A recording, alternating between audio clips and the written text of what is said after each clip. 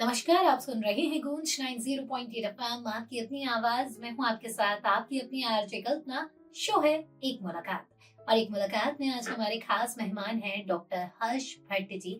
और जिनके बारे में एक और बात मैं आपको बता दूं, सर है तो डॉक्टर लेकिन एज एन सिंगर सर बहुत फेमस है। तो सर सबसे पहले आपका बहुत बहुत स्वागत है गूंज में। शुक्रिया।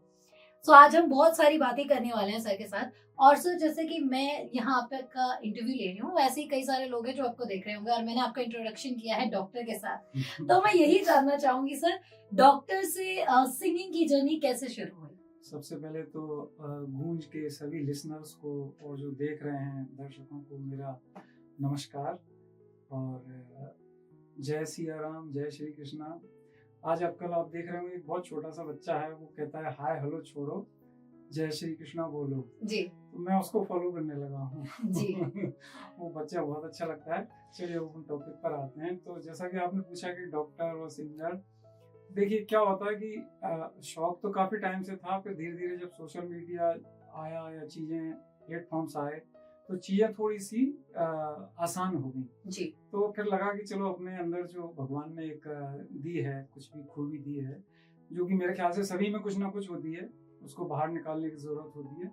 तब फिर हमारा म्यूजिक का पैशन आया। फिर जब लोगों का रिस्पॉन्स मिला तो थोड़ा सा और अप्रिशिएट किया। तो इस तरह से धीरे धीरे धीरे धीरे, और अभी जो मेरा लेटेस्ट गाना आया है मेरा दिनचर्या, ये मेरा 8th नंबर है, मतलब 8वां सॉन्ग है जी। तो पिछले करीब 1.5 साल में मेरे 8 गाने आ चुके हैं, और चूंकि सभी का प्यार मिलता है, सब पसंद करते हैं, तो चीजें कारवां आगे बढ़ता है। और कला का कुछ ऐसा ही है, अगर आपके अंदर कुछ काम करने का जज्बा है तो वो आपको अपने आप आगे ले जाती है। देखते हैं ना, जैसे कि सर डॉक्टर हैं लेकिन सर सिंगिंग के फील्ड में भी नाम रोशन कर रहे हैं, नाम कमा रहे हैं, काम कमा रहे हैं। तो सर इसके जैसे मैं बात करूं, जर्नी जब आपने शुरू की, इस जर्नी में आपकी इंस्पिरेशन कौन है?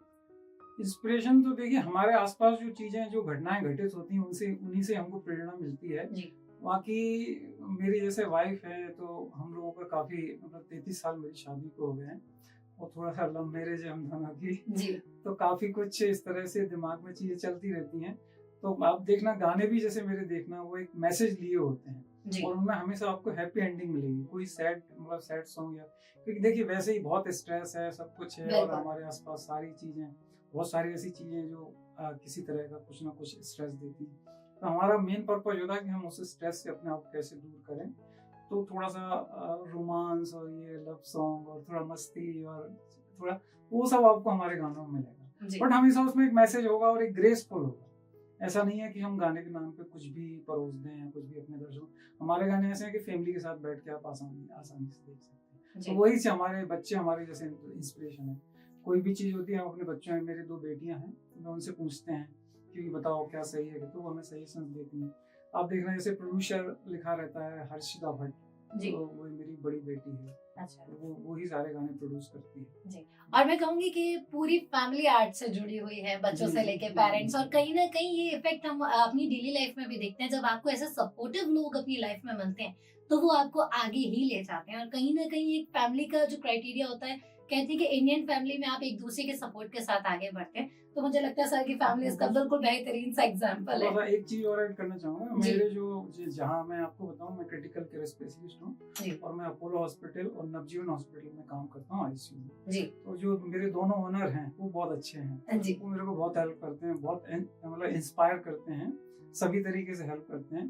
तो और मेरे जैसे फ्रेंड कलीग्स स्पॉन्सरशिप वगैरह ये सब करवा देते हैं, क्योंकि आजकल आपको पता है हर चीज में पैसा बहुत खर्च होता है, फंडिंग बहुत चाहिए होती है, खासकर इस फील्ड में। तो ऐसे सबके सहयोग से चीजें चलती रहती है। तो सर आपका मेरा दिनचर्या ये गाना है, ये यूट्यूब पे बहुत धमाल मचा रहा है, और 55,000 व्यूज इसने कंप्लीट कर लिए हैं काफी जल्दी जी। और कम समय में इतना ज्यादा ग्रो, मतलब मैं आपसे तो यही जानना चाहूंगी, इस गाने का आइडिया कैसे आया, और जब इसका इतना अच्छा रिस्पांस आया उसके बाद आपका रिएक्शन क्या था? मेरा एक मुंबई में दोस्त है, निनाद परब उसका नाम है, उसने मेरा एक गाना किया था, बीटिंग बीटिंग करके, जो कि मेरे द्वारा ही लिखा हुआ कंपोज, वो उसने भी बहुत धमाल मचाया था। वो एक धमाल सॉन्ग ही था, पार्टी सॉन्ग था। तो निनाद ने मुझे ऑफर किया कि सर मेरे पास एक गाना है, अगर आपको पसंद हो तो हम और आप मिलकर करते हैं।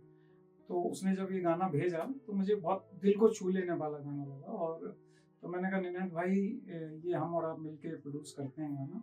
उसने कहा ठीक है सर। तो आपने देखा होगा वो गाना, उसमें बिल्कुल जो कोंकण के जो बिल्कुल नेचुरल, रत्नागिरी कोंकण महाराष्ट्र में जो है वहाँ के नेचुरल सीन है जो वहाँ वो शूट किया हुआ है, बहुत ही सुंदर और खूबसूरत लोकेशन है। अनफॉर्चुनेटली मैं वहाँ नहीं जा पाया। अमूमन अपने वीडियो में मैं 2-4 सेकंड के लिए आ जाता हूँ, इस वीडियो में मैं नहीं हूँ, तो मैंने कहा मैं अपना एक वर्जन अलग से बनाऊंगा। तो इस तरह से वो गाना प्रोड्यूस हुआ। फिर इस गाने से जुड़ी एक छोटी सी घटना और सुनाता हूँ। मैं यहाँ ग्वालियर से मुंबई गया, ग्वालियर से मुंबई जाने में मुझे 1.5 घंटा लगा बाई फ्लाइट, और एयरपोर्ट से निनाद जी के स्टूडियो पहुंचने में मुझे 3 घंटे लगे और पहुंचते ही रिकॉर्डिंग चालू हो गई। और निनाद जी इतने ज्यादा मतलब प्रोफेशनल हैं कि वो कहीं कोई कमी नहीं छोड़ना चाहते, तो उन्होंने कंटिन्यूस मेरे से 11 घंटे रिकॉर्डिंग कराई। मतलब एक बार तो ऐसा मन आया कि यार बहुत हो गया, छोड़ो, मेरे बस का नहीं है ये सब। उन्होंने कहा नहीं। तो जो 3 मिनट का गाना, सोचिए आपकी 11 घंटे ऑडियो मैंने कंटिन्यूस रिकॉर्डिंग की, और मुझे सुबह वापस भी लौटना था क्योंकि मेरा वर्क भी सफर ना करे, मैं इस तरह से चीजें मैनेज करता हूँ। तो आपको फिर उस गाने का रिजल्ट अच्छा, इसीलिए लोगों को पसंद आया। और आपको लगता है कि कोई चीज आपके सामने जो रखी जा रही है वो कम समय की, लेकिन उसके पीछे की मेहनत पर जब आप जाएंगे तो जैसा सर ने बताया 11 घंटे उन्होंने रिकॉर्डिंग की, और शायद कहीं ये डेडिकेशन ही आपको आगे लाने के लिए प्रेरित करता है कि आप करते जाइए आगे, बाकी कर्म कीजिए फल की इच्छा मत कीजिए। उसी का रिएक्शन ये जो गाने का था, सर का जो गाना भी धमाल मचा रहा है। सर जैसे कि अभी हमने गाने की बात की, एज एन सिंगर भी आप काम कर रहे हैं, एज अ डॉक्टर भी अपनी सेवाएं दे रहे हैं, ऐसे में लाइफ में कभी ऐसा मूड आया जब आपको लगा कि यार ये बहुत बड़ा चैलेंज है लाइफ में, अगर ऐसे कर लिया तो सारी चीजें कर ली? देखिए, चैलेंज तो हर डॉक्टरी में ही बहुत है। आजकल आप सुन रहे हो कि बहुत लोगों में एग्रेशन बहुत है, जरा सा भी कुछ गड़बड़ हो जाए तो सारी गलती डॉक्टर्स की। तो कई बार मन में ये आता है कि यार बहुत हो गया है, छोड़ो डॉक्टरी अपन यही करते हैं। फिर सोचते हैं नहीं यार, जो हमारा बेसिक काम है वो हम करते रहेंगे। तो दोनों में बैलेंस बना के चल रहा है अभी। फिर अभी क्या है कि धीरे धीरे अब म्यूजिक से थोड़ी अर्निंग भी शुरू हो गई है तो लेकिन अभी जो भी होता है वो उसी में लग जाता है। ऐसा कुछ नहीं है कि जैसे लोगों को लगता है यूट्यूब से बहुत कमाई होती है या इससे बहुत कमाई होती है, ऐसा कुछ नहीं है। ये गलत फहमी के शिकार होते हैं। बट ये है कि हाँ, धीरे धीरे होने लगती है, और आप जैसे जैसे आगे बढ़ते हैं फिर लोग आपको एक्सेप्ट करने लगते हैं। तो अभी बैलेंस बना के चलते हैं, तो डॉक्टरी भी अच्छी चल रही है और भगवान की कृपा से म्यूजिक भी अच्छा चल रहा है जी। तो सर जैसे कि अभी हम बात की मैंने आपकी पर्सनल लाइफ, ऐसा कई बार जैसे आपने बताया आपकी फैमिली भी सपोर्टिव है, सारे लोग भी हैं, लेकिन लाइफ की एक जर्नी होती है जहाँ पे हमें एक ऐसा लगता है कि चाहे सिंगिंग की फील्ड में बात करूं, अभी अपने कम समय में सर इतना अच्छा पोजीशन आप म्यूजिक में परफॉर्म कर रहे हैं, सारी चीजें, फिर भी म्यूजिक की फील्ड में कोई आपको ऐसा लगा कि ये मुझसे नहीं होगा, या क्योंकि मैं एज एन डॉक्टरी के पेशे से आता हूँ तो मेरे से ये वाला गाना नहीं गाया जाएगा, या फिर इस नोट पे मैं नहीं परफॉर्म कर पाऊंगा? मैं इसीलिए मैंने कई बार ऐसे चैलेंजेस आते हैं कि मुझे लगता है यार मैं ये क्यों नहीं कर पा रहा हूँ। फिर मैं उस पर थोड़ा सा रीडिंग करता हूँ अपने अंदर ही कि मेरे में कुछ कमी है या मैं कुछ कर सकता हूँ। जब मुझे कुछ लगता है जैसे किसी से सीखने की जरूरत है तो हम सीख, जैसे मैं सोचो मैं करीब 57 ईयर का हूँ और मैं इस उम्र में भी म्यूजिक सीख रहा हूँ। हमारे टीचर है रवि खंडेलवाल सर जी, और वो बहुत अच्छे टीचर हैं और बहुत अच्छे से मुझे सिखा रहे हैं, तो हम उनके साथ सीख रहे हैं। और जो मेरे में कमियां थी, छोटी छोटी सी कमियां रहती हैं, वो आम पब्लिक को नहीं समझ में आती हैं, बट जो गुणी लोग होते हैं संगीत के उन्हें हाल समझ, जैसे आम पब्लिक कहती है बहुत अच्छा गाया सर, तो आप ये मान के चलिए उसने ये कहा बहुत अच्छा गाया, उसके पीछे बहुत लोगों का डेडिकेशन, बहुत लोगों की मेहनत होती है, तब जाके ये शब्द सुनने को मिलते हैं कि आपने बहुत अच्छा गाया जी। तो ये इस तरह की इंस्पिरेशन, और अब मैं इससे अब कुछ कोशिश ऐसी कर रहा हूँ कि कुछ मैं और एक्स्ट्रा ऑर्डिनरी म्यूजिक में लेके आऊँ जो लोगों को बिल्कुल अलग लगे, तो मेरे जो आने वाले गाने हैं उनमें आपको देखने को मिले जी। सर जैसे कि आपने बताया उम्र के इस पड़ाव पे भी सर में देखिए आप वही जोश देख सकते हैं जो कि आज के यूथ में आपको देखने को मिलता है। मुझे लगता है किसी भी चीज को लेकर अगर आप पैशनेट हैं तो कहीं भी कोई भी विपत्ति आपको लगती है मुश्किल, वो आपके आड़े नहीं आ सकती, क्योंकि पैशन हमेशा आगे रहता है।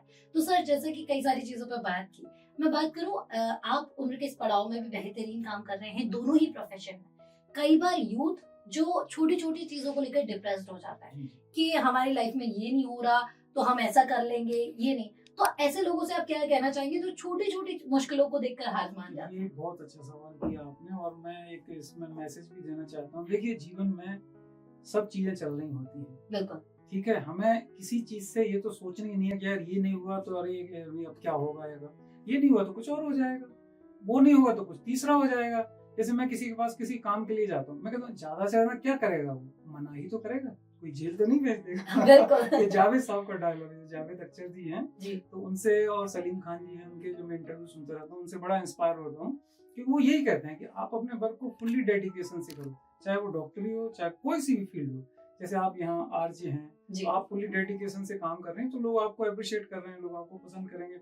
और एक स्टेज ऐसी आती है कि आपको सफलता जरूर मिलेगी। हमें एक दो असफलताओं से नहीं इस तरह से डिप्रेस या डिस्करेज होना चाहिए। ठीक है, हमें नहीं होता है, कई बार हम 100 सीढ़ियां नहीं चढ़ पाते हैं, 98 चढ़ के चले जाते हैं, 99 पे स्नैक्स अपने को गेस्ट कर लेता है और अपन 2 नंबर पे आ जाते हैं, हम फिर प्रयास करते हैं जी। तो हमें करना है, बस हमें करते जाना है, और जब आप करते हो तो ईश्वर भी साथ देता है। बिल्कुल। और सफलता आपको एक दिन में नहीं, लेकिन हाँ एक दिन जरूर मिलेगी, और उस एक दिन के लिए मेहनत करते रहिए, आगे बढ़ते रहिए। और वैसे भी बहुत मशहूर पंक्तियां हैं, क्यों डरे जीवन में क्या होगा, कुछ नहीं होगा तो तजुर्बा होगा, और वही तजुर्बा आपको आगे जीवन में बहुत काम आने वाला है। सो सर, कई सारी बातें हमने की, आपके बारे में जाना, यूट्यूब के बारे में जाना, तो जाते जाते ग्वालियर वासियों को क्या कहना चाहिए? बस यही है, ग्वालियर वासियों को मैं 2-3 चीजें हैं। ग्वालियर में बहुत अच्छे लोग हैं, बहुत अच्छा शहर है, आप इस शहर को और अच्छा बनाइए, साफ सफाई का ध्यान रखिए, और म्यूजिक का पूरा लुत्फ उठाइए। जो भी म्यूजिक आ रहा है, ग्वालियर की जितने भी प्रतिभाएं हैं, जो बहुत ग्वालियर में देखिए बहुत टैलेंट है। बिल्कुल। और मैं जैसे, मेरे साथ तो बहुत सारे यूथ जुड़े रहते हैं, और एक से बढ़ के एक टैलेंटेड लोग हमारे साथ हैं। तो बस हमारा यही एक मैसेज है कि उनकी प्रतिभा का आप सम्मान करें, उनको आगे बढ़ने में मदद करें सब तरह से, मुझे भी मदद करें। तो जिस तरह से की तो और अच्छी अच्छी चीज अपने को देखने को मिलती है, क्योंकि बहुत सारे लोग ऐसे होते हैं जिनको सहयोग न मिलने की वजह से वो अपना उतना आगे नहीं बढ़ पाते हैं। तो बस यही मेरा मैसेज है। और साफ सफाई, शहर की साफ सफाई का जरूर ध्यान रखें, जगह जगह स्पिटिंग ना करें, लोग जो सड़क पे थूक देते हैं उधर, तो प्लीज ये मेरी सबसे गुजारिश है, और मैं हर जगह जाके बोलता हूँ प्लीज आप सड़क पर मत थूकिए। अब मेरे कहने का कितना असर होता है मुझे नहीं पता जी। और कला का शहर है ग्वालियर, और ऐसे ही कलाकार निकलेंगे तब जब हम और आप उन्हें सपोर्ट करेंगे, और हमारा सपोर्ट करना बहुत जरूरी है, क्योंकि कहीं ना कहीं हम और आप मिलकर ही एक ऐसे ग्वालियर का निर्माण करते हैं जहाँ पर कई सारे कलाकार हैं। क्योंकि प्राचीन भी हम कई सारे कलाकारों को हमारे ग्वालियर से निकाल चुके हैं, कई सारे ऐसे हैं जो अभी इसी ग्वालियर में फल फूल रहे हैं, और कुछ ऐसे हैं जो माया नगरी में अपना नाम कमा रहे हैं। कहीं ना कहीं जुड़ाव रहा है उनका ग्वालियर से, और अभी ऐसे कई सारे कलाकार हैं जो लगातार काम कर रहे हैं, और सर उनमें से एक हैं। लेकिन जरूरत है हमें और आपको मिलकर उनका सपोर्ट करने की। देखिए, हम थोड़ा सा एक आपको इंट्रोड्यूस कर रहे हैं। मैं आज जो गूंज FM 90.8 है जी, उसका बहुत तहे दिल से आभारी हूँ कि उन्होंने हमें इस तरह का मौका दिया। और सबसे बड़ी चीज आपकी है कि आप हमारा गाना अपने चैनल मतलब FM रेडियो पर बजाएंगे जी। क्योंकि मैं देखता हूँ कि मैंने कई जगह कोशिश की कि मेरा गाना बज जाए, बट जो भी कुछ उनकी मजबूरी रही हो, प्रोफेशनल मजबूरी नहीं हो, तो मैं गूंज का तहे दिल से शुक्रिया अदा करता हूँ, तहे दिल से शुक्रगुजार हूँ। और मैं कई लोग, जैसे मैंने आपसे कहा कि प्लीज आप जरूर सहयोग करें ऐसे नए कलाकारों का जो अपकमिंग है, क्योंकि देखिए जब तक आप प्लेटफॉर्म नहीं देंगे, कला कहीं जब तक प्रदर्शित नहीं होगी, उसका कुछ नहीं होने वाला। तो मैं गूंज रेडियो का तहे दिल से, हमारी कृति मैडम का तहे दिल से, कल्पना जी आपका तहे दिल से, पूरी टीम का आपके तहे दिल से शुक्रगुजार हूँ कि आपने हमारे गाने को इतनी महत्व दिया, इतनी इम्पोर्टेंस दी। देखिए जीवन में कोई छोटा बड़ा नहीं होता है, बिल्कुल सर, हमें सामने वाले की कदर करनी आनी चाहिए, ये हमारा जीवन का उसूल है। आप दूसरे की कदर करेंगे तो दुनिया आपकी कदर करेगी। और गूंज शुक्रगुजार है आप जैसे कलाकार का, जो आपकी कला, अपनी कला को आप हम तक लेकर आए और हमें मौका दिया कि हम ग्वालियर के लोगों तक आपकी कला को पहुंचा पाए। और मुझे लगता है ग्वालियर के सभी कलाकार जितने भी हैं, कहीं ना कहीं जरूरत है हम सबको साथ मिलकर काम करने की, क्योंकि अपने शहर के कलाकारों को प्रमोट करना की जिम्मेदारी भी बिल्कुल हमारी है। और मुझे लगता है एक बात कि ग्वालियर शहर के लोग बड़े जिम्मेदार हैं। तो thank you so much sir, आपका अमूल्य समय हमें देने के लिए आपका बहुत बहुत धन्यवाद और तहे दिल से आभार। ग्वालियराइट्स, ये था एक मुलाकात में आज का सफर। अगले हफ्ते फिर होगी आपसे मुलाकात एक नए मेहमान के साथ। तब तक कहीं मत जाइए, सुनते रहिए कल्पना के साथ गूंज 90.8 FM, आपकी अपनी आवाज। Thank you so much.